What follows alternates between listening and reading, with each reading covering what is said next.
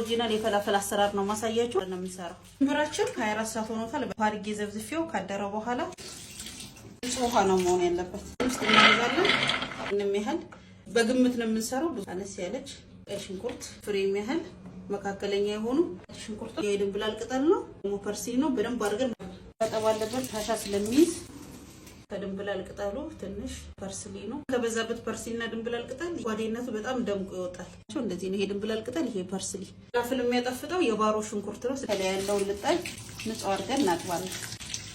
አበዛ ያለ ጫው ያቃጥለው ስለሆነ ሳናበዛ በትንሹ ነው የምናረጋው። አድርገን እንፈጨዋለን። አርገን ፈሽተናል። በእንደዚህ አይነት መፍጫ ስትጠቀሙ ውሃ ጠብ እያረጋችሁ ቶሎ እንዲደቅና ማሽኑም እንዳይበላሽ ደቀቅ አርገን ፈሽተናል። የስጋ መፍጫ ቢሆን የበለጠ አሪፍ ነው። በደቃቋ እንዴ ፈጭልنا ቤት ውስጥ ባለው ነገር ነው የምንጠቀመው። ድንብላ ሙናለኝ ደቀቅ አርጌ ፈጫለሁ። የፈላፍል ብዛት እያያችሁ መጨመር ነው። በዚህ በማንኪያ ፈላፍል እኛ ቤት ከሾርማችን ሌላ ደግሞ ፈላፍላችን በጣም ነው የሚወደደው። ኢትዮጵያ ውስጥ ያሉ አረቦች ሁሉ እኛ ጋር እየመጡ ነው ፈላፍል ይበሉት። ምክንያቱም ከኔ ቴስቱ ስለሚያገኙት። ከሙኑና ድንብላ ያላቀልን በኋላ እዚህ ጋር ቢካርቦናት ሶዳ አለኝ። ቢካርቦናት ሶዳ ማለት ቤኪንግ ሶዳ ማለት ነው።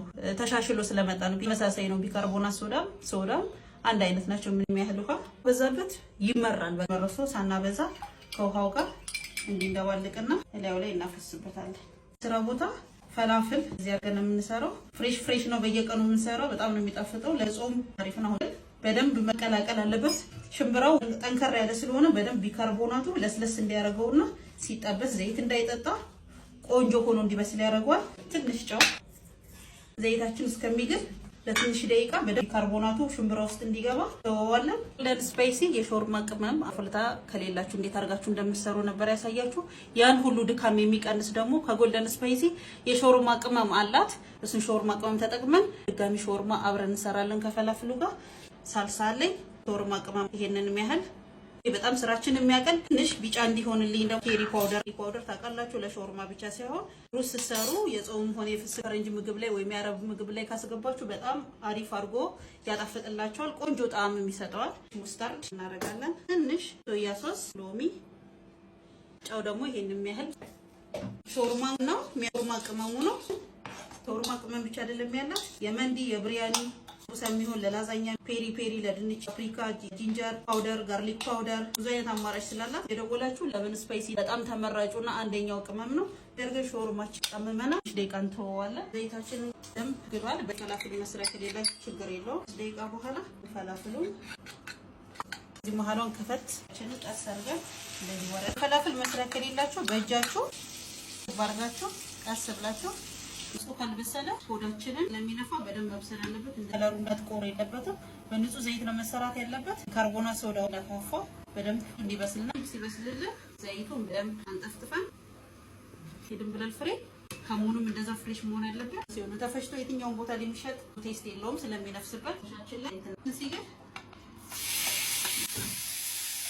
በሾርማ ወደ ቤታችሁ ፈሬ ዶሮ መሆን አለበት። ዶሮቹ ደግሞ የ45 ቀን ነው መሆን ያለባቸው። 45 ቀን በላይ ድረስ ተካራ ይሆናል። ስጋ ከ5 እስከ 6 ደቂቃ ስላት እንደዚህ እናወጣዋለን። ነጭ ሽንኩርት አለ፣ ጫው፣ ያለ ጠሂና ያለኝ ጠሂና ሲመታ ስለሚወፍር ውሃ ማድረግ አለብን።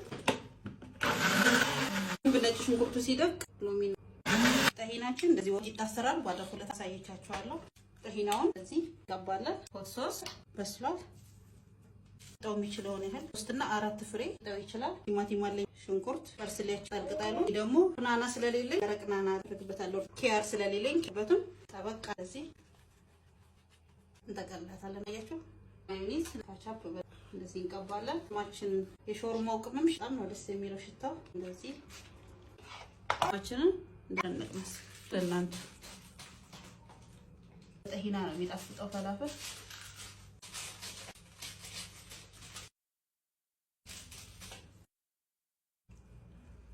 በጾም የሚሆን ምርጥ የፈላፍል አሰራር ነውና ሞክሩት ቤታችሁ ውስጥ ሙከለላችሁ። ቻችን በጣም ነው የሚሞቀው።